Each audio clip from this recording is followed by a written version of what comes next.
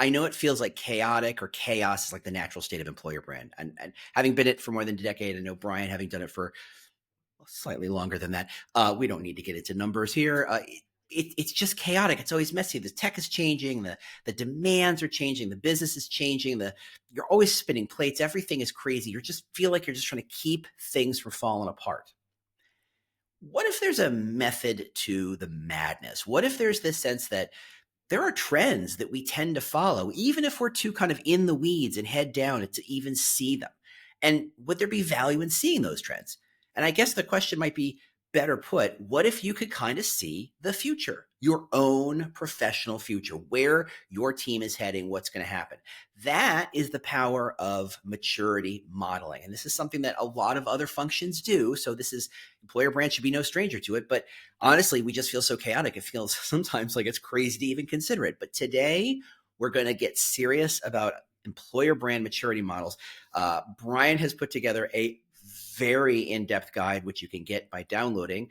And when we get back, we're going to go into it a bit and talk about the power of maturity model and why you should care about that. If you've ever sent a recruiting email that starts with, "Hey there," or "We're hiring," we're staging an intervention. It's the People MBA. Tune in for tips, tricks, a little shame, and poor jokes for good measure. This episode is being brought to you by Gem.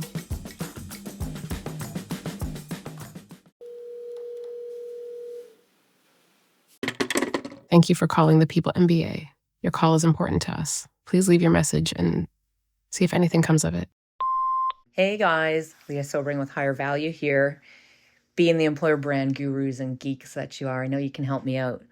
Looking to better understand how employer brands mature and possibly what are some ways that we can best identify where the brand is at on the maturity scale. Thanks. We're going to talk about employer brand maturity models, but as a TA leader, don't go. Come back. You really should be playing a part here. Really should understand that just because you hired a function and hired a team and put someone in charge of it doesn't mean that you've kind of let go of your obligations to help it grow. But since you're a TA leader and they're employer brander, sometimes that doesn't quite line up. So we're hoping that this episode really helps you see where you can push your employer brand team to get better, to drive more value, to mature inside the company so that they're not just running around like chickens without heads, but really driving value. I think as an in-house employer brander, a couple of different places, I know TA leaders, I think I drove them absolutely crazy. I was always running around lots of different directions. I feel they always felt the need to kind of corral me and say, focus in this. And if that's true across the board, and I get the sense that it is, TA leaders need to stick around because that's what we're going to talk about. Brian, from your experience kind of doing and talking about employer brand with a lot of TA leaders, does that make sense? Like where is the intersection? Why should a TA leader absolutely be paying attention to this episode? Well, I think one of the things that we both share, James, is we want to elevate the idea of employer branding to a strategic level and connect it with how it adds value and impact to the business, and a lot of that comes from simply aligning the two together. Or from, as you kindly pointed out, more than a decade, it's nearly 2 decades of going into more than 200 organizations. I've certainly noticed over the years, you walk into an organization and very quickly you have to acclimatize to the environment and you have to be able to mirror the audience in front of you and do all the consultancy things, And part of that is assessing, engaging, and understanding where they're at. If I start talking about sophisticated aspects of strategic employer branding and the organization literally has nothing, then you're going to be met with a lot of blank faces. Nobody's going to understand the value. Or they might understand the value, but they don't see how that value is important or a priority to their specific moment in time. So it comes down to, 99.99% of what we're talking about today is about alignment, meeting the business where they are. So when you're talking about employer branding, it's in the right context of what the business needs to move forward, and how you can immediately address the fundamental needs of the organization, hit the ground running, and start putting some numbers on the board that everybody around you cares about. And again, a lot of our time as employer brand leaders, working with TA leaders, is about understanding exactly how you can add value, where to start. A lot of it is educating, influencing up, and bringing people along. So knowing exactly the context of what your job is just absolutely essential. Or, we talk about buy-in a lot. Um, People can check out very quickly if you don't demonstrate an understanding of the context of the wider business requirements. Yeah, and I think you're underselling it. This idea of it's just about alignment, 99% of it's about alignment. I think that's completely underselling the value here. Mm. I think if you were to learn Taekwondo, karate, kung fu, whatever it is, you do not start with the running double spin kick. Exactly. You learn by throwing a punch. You learn by throwing a simple kick. And if you only know one punch and you only know one kick, go into the next class and learn the double running, jumping, spinning, hook, crescent thing, whatever that thing is, has no value. You have to know what belt you are. You have to know where you are. And if you know what belt you're at, you also know what things to be focused on to get better. And that's, to me, that's where the power is, because it says, this is what's on the horizon. Aim for that. That's the real power of this document. And speaking of this document, it is 100% free. It is brought to you by Teamtailor. Thank you, Teamtailor, for putting this together. It is a comprehensive document. I think when you see it, you'll be like, oh, wow, they did not get shy. No, they did not. There are charts and graphs. I'll just put it that way. There are charts and graphs, which is how you know a document is serious. That's how you know we mean it. Go to peoplemba.com to download it. You have to subscribe, but it's free, so go for it. And if you subscribe, you have access to the entire library of documents. So far, if I'm doing my math correctly, we've got personal branding, we've got how to talk to a CFO, we've got better email outreach, and now we've got maturity model. So it's definitely worth it for you to subscribe and go check that document out. All right. Look, Brian is the author, the core author of this document. So I'm going to be interviewing him about this because he's, like I said, he's seen and been inside 20 or 200 organizations. This is his world a little bit more than mine. So, Brian, so can you start by just kind of telling us what are the 4 big stages of maturity inside employer brand? Yeah, so I've tried to keep this bit simple. Is fairly sort of comprehensive, but ultimately there's 4 stages. There's infancy, where the employer brand might be completely absent or very limited. Then we move on to adolescence, where typically it's emergent or slightly more structured. And then full maturity. So at that stage, it would be integrated at least, or employee driven, which is the ultimate kite mark. And then the 4th segment is decline. This is all sort of cyclical, and understanding and being able to identify when you've passed the peak maturity and things need to start to be refreshed and all that good stuff. Gotcha. Obviously, that's important as well. So at that stage, it's still integrated. It still might be employee driven, but it might not quite be as effective as it once was. Yeah. So I think the best way to kind of get into the material is not to talk about it abstractly. The document has all the materials. Like I said, go download it. Let's kind of do a really rudimentary role play.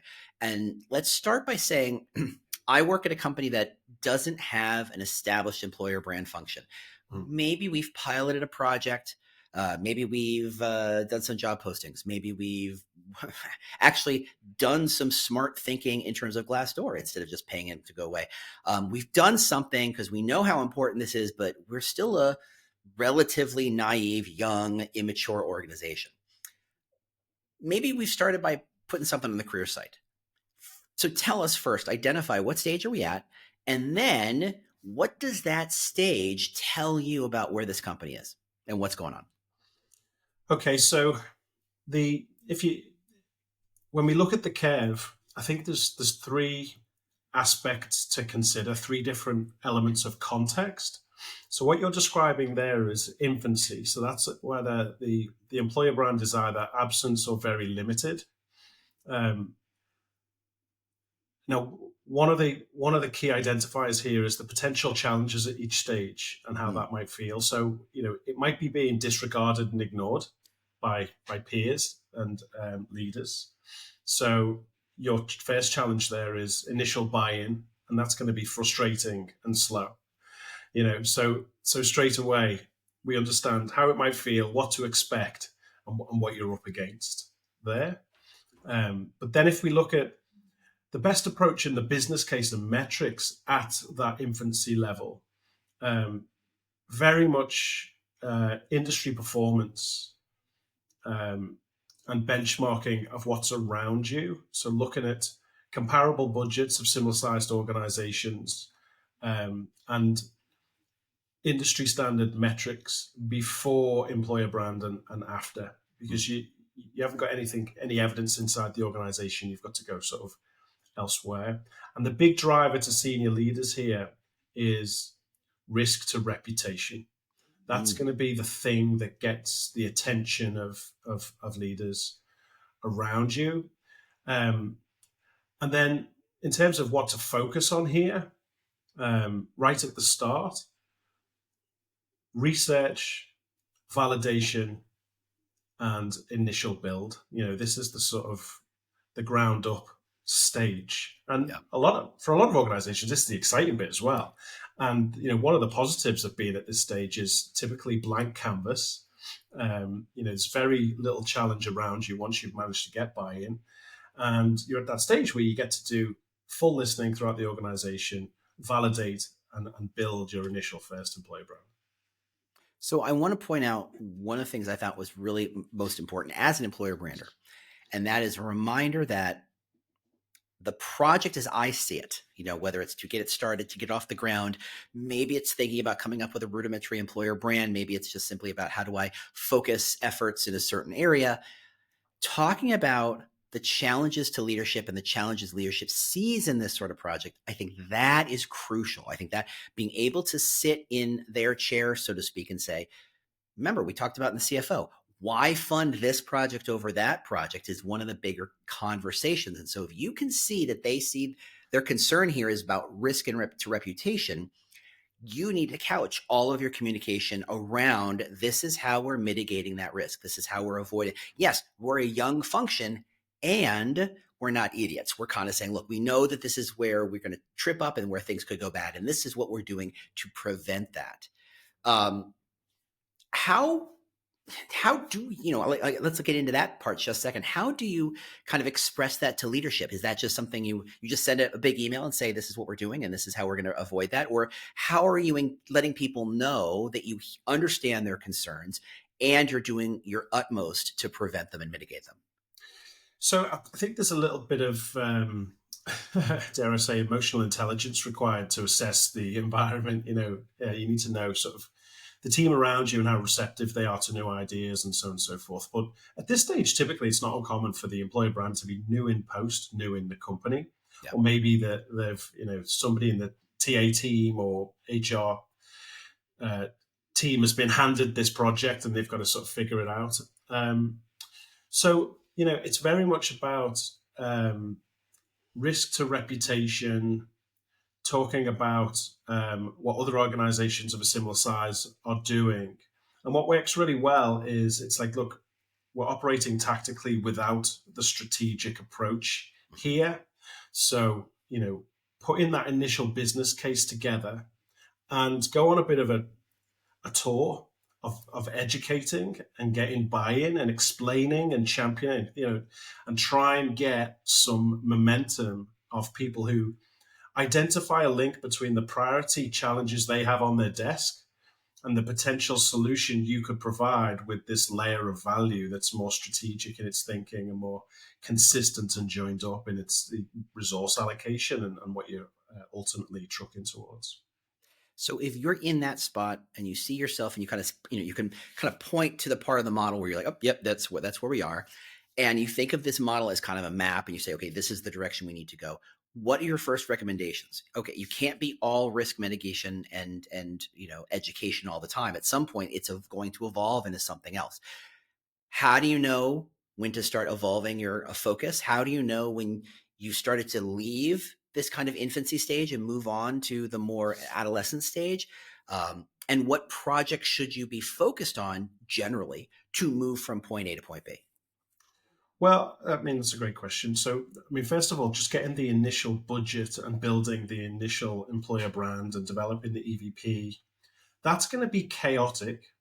And the first aspect there is now you want to get buy-in and you want to make sure you are compliant, you're not breaking, sort of do no harm is the first sort of rule.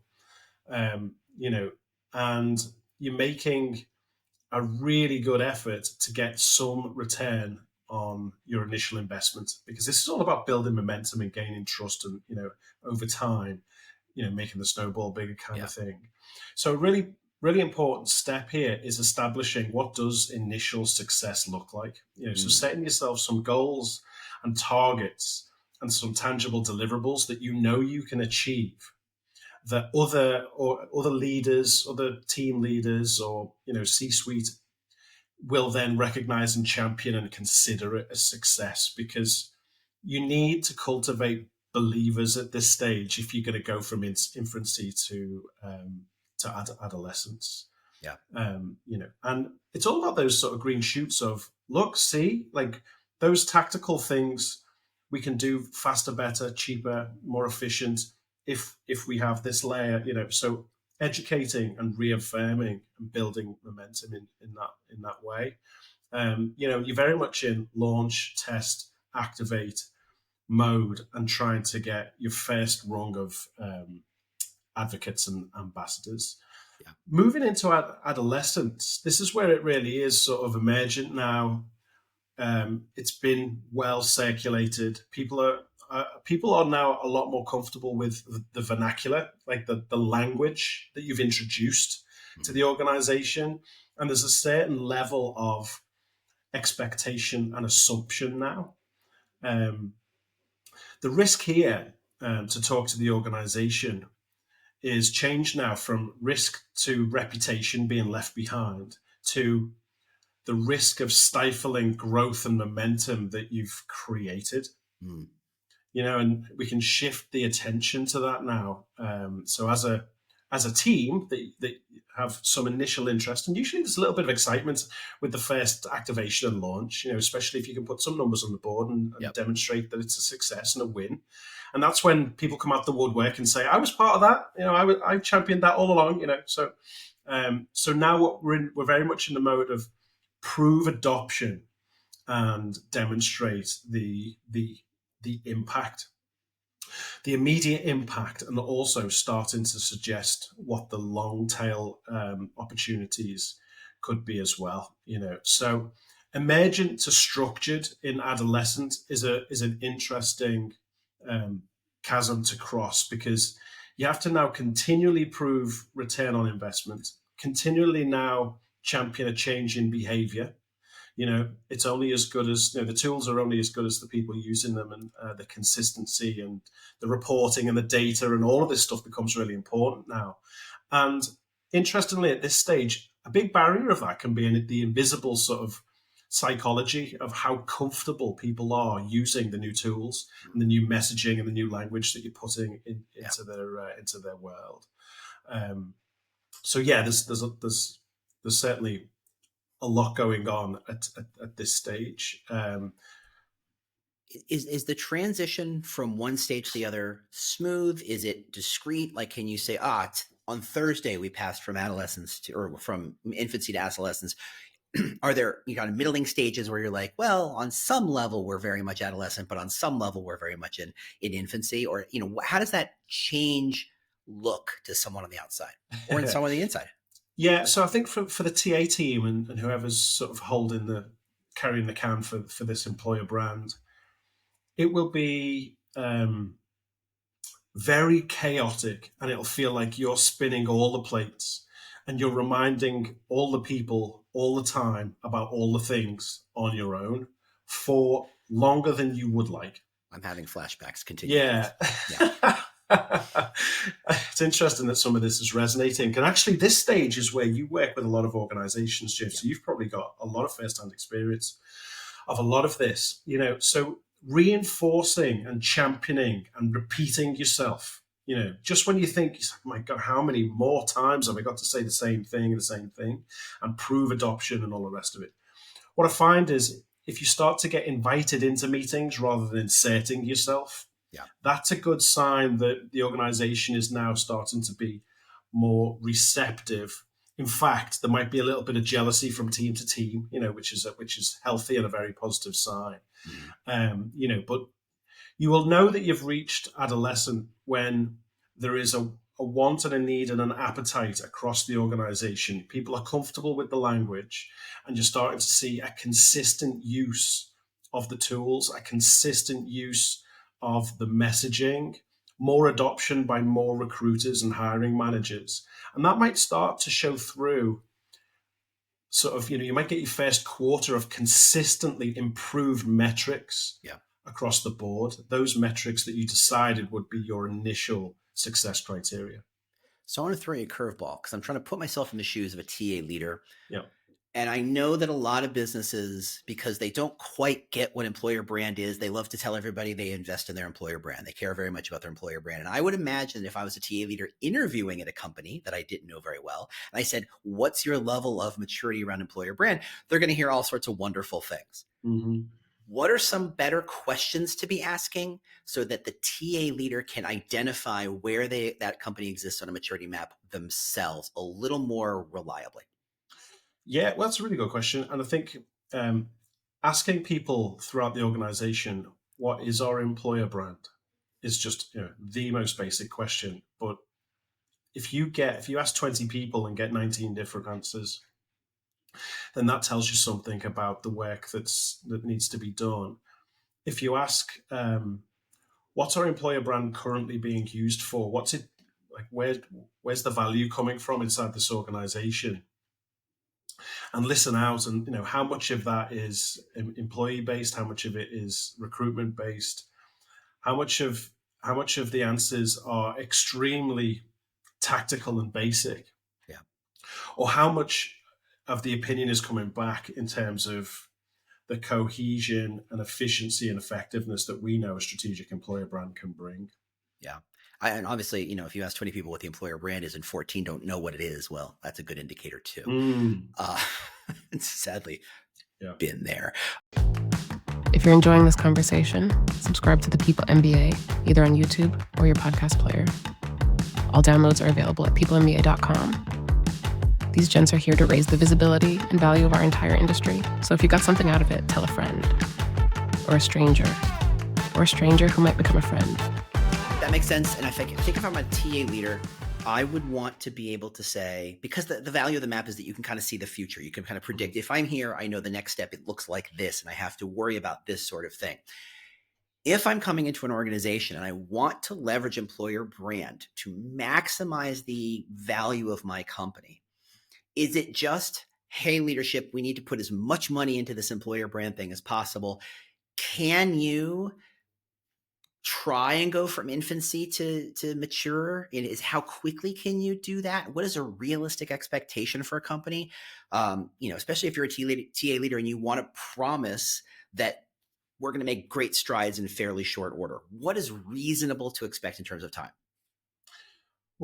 That's a great question. I think that, the consultant in me just wants to say it depends, because, how much resource do you have? How big is the team? How many geographies? How many divisions?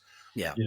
What's the hiring demand? All that kind of stuff. A lot of that plays into it. And, this maturity model that we put together isn't so much of a identify where you are and do those exact things. It's much more of a ballpark that offers an approach to conversation, a little bit of a sort of psychology watch out of what people might be fearful from, what they might be thinking, and also then how to react with the business case, or the comfort case, as I like to call it, of what to say to make people feel really more calm and comfortable with what you're suggesting. And sometimes you could have 10x budget, it's not going to move the needle, and I think ultimately every organization needs to go through a launch, then it needs to land, and then you've got to live with it, and it can, I've seen organizations march through this in 12 months. Wow. But that's quick for a global brand, Yeah. you know. Yeah. All right, let's go the other way, because if I'm looking at the document, by the way, you can download that document at peoplemba.com. Thank you to Teamtailor for sponsoring it. If I'm looking at the document, the curve does not just go up. It also has this tailing thing at the back end where it starts to go down. And honestly, until I saw your document, I never thought about this part. I just perpetually went, okay, we're going from whatever my version of infancy was to whatever my version of completely mature and growing and whatever that is. I did not consider the idea of a decline.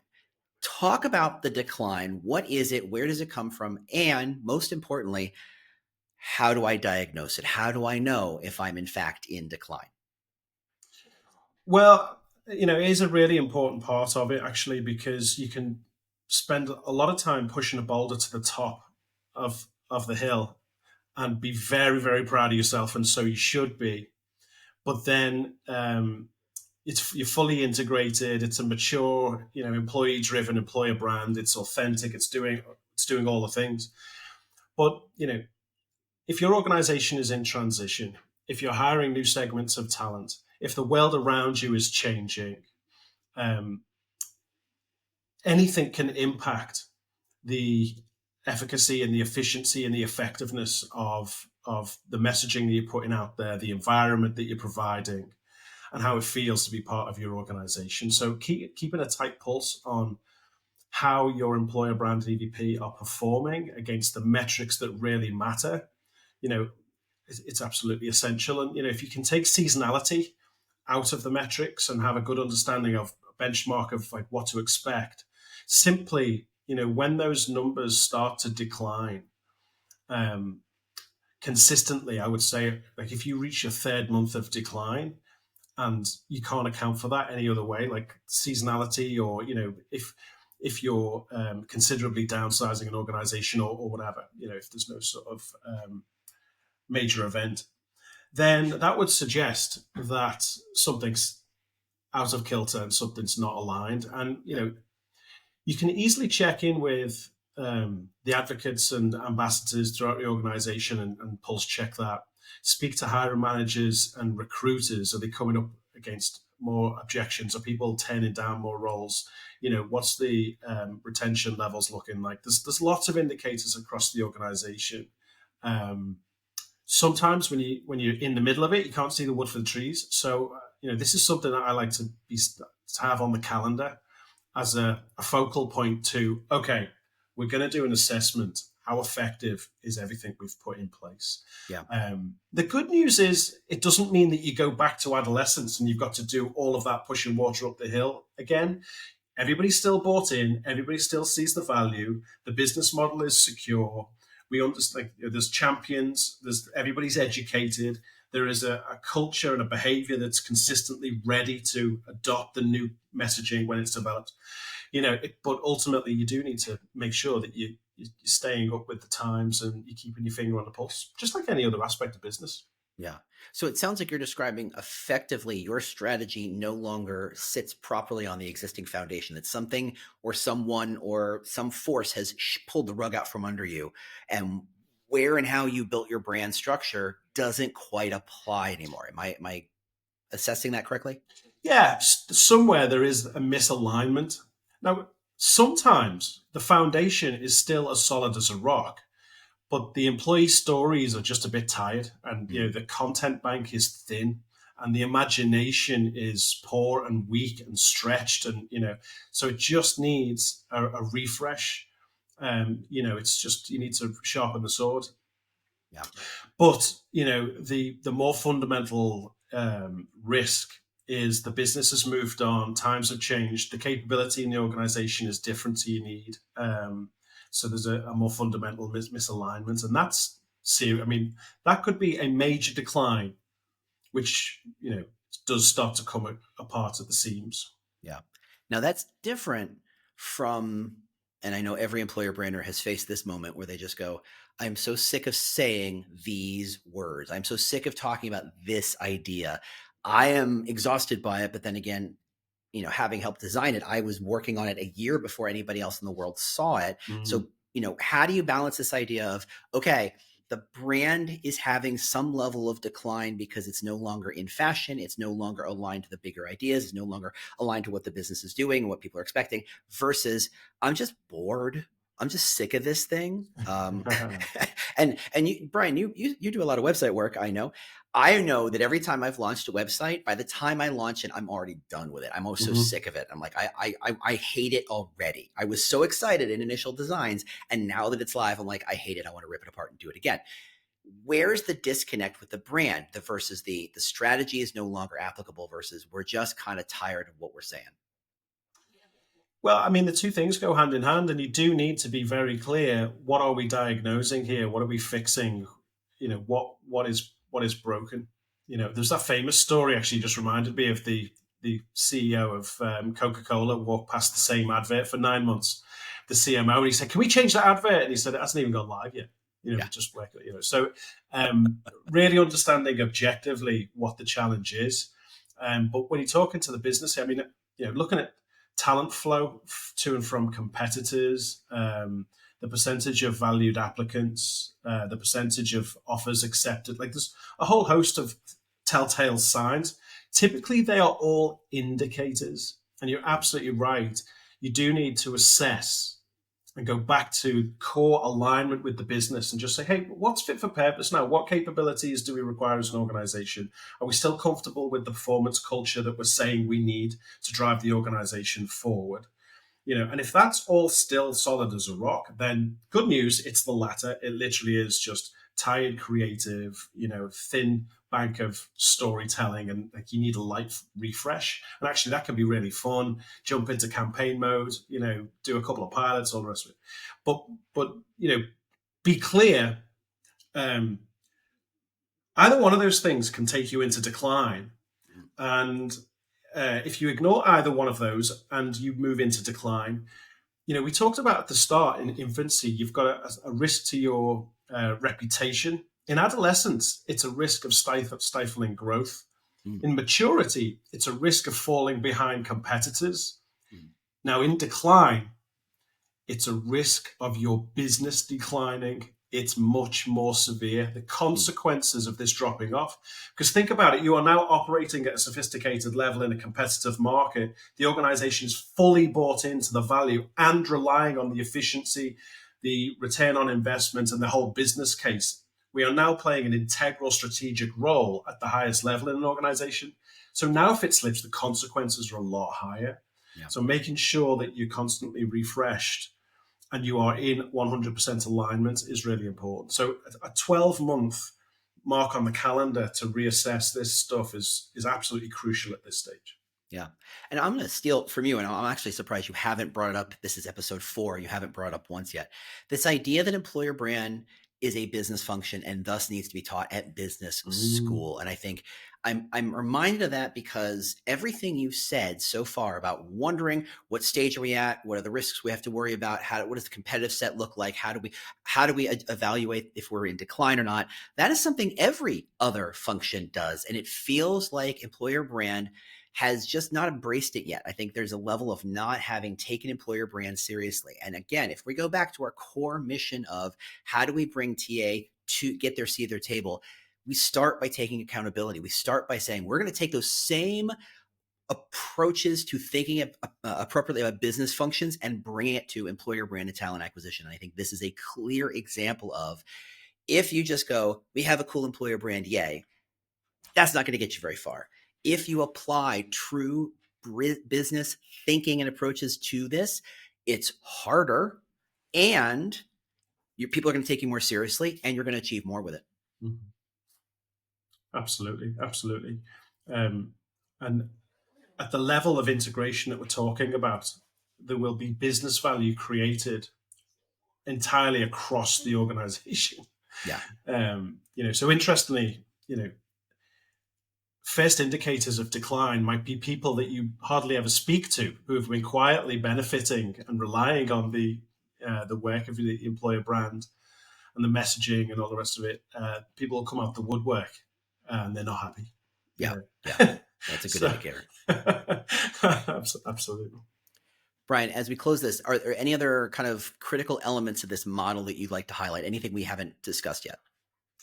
I don't think so. I mean, in the download, we've put key metrics at every single stage. So infancy, adolescence, maturity, and decline. Each one of those is split into two, and we're suggesting metrics at each stage. I guess the business case is always something that I would recommend focusing in on. But also, just there's a small thing in there about what to focus on at each stage is obviously being able to assess the context of where you're at, especially if you're starting in a new role. I mean, that can be hard enough in any case. But the potential challenges at each stage and how it feels might just be a really interesting starting place, because, right at the start, it's going to be frantic and chaotic. Then if you're lucky, it moves to reactive before it starts to be comfortably managed, and then, you can look forward to some optimization and so on and so forth. But each stage has its challenges. Going into an organization and preaching without understanding the context of the organization and what people care about and what they need and how they will identify with the value you're bringing in this moment, starting as you mean to go on, but putting your best foot forward, going all the way inside somebody else's world instead of preaching from inside of yours, is probably the simplest but most effective element of advice that we can start off with this subject, I think. Yeah, I love that. All right. And I believe we're scheduled at some point to talk about building a business case for employer brands some point in the next month or two. So look forward to that. That will be in the download, which of course you can access how and look at the smoothness of this transition by going to peoplemba.com. By the way, while you're there, leave us a voicemail. Maybe you have a complaint. Maybe you have a point to make. Maybe you have a question you'd like to ask. Maybe it's something that we use on a future episode. Do it. Go to peoplemba.com, leave us a voicemail, go sign up, share it with a friend, let people know about this. Hopefully this is useful content. I know that stuff like maturity models very often feels like homework. It feels like, oh, wow, I thought I was done with school. And oh, no, trust me. If this is a business school that would come with a Michael Porter book that would be about that thick and dense as a brick, this is not that. This is very, very absorbable, especially when you do a quick run through and go, oh, I identify where I am.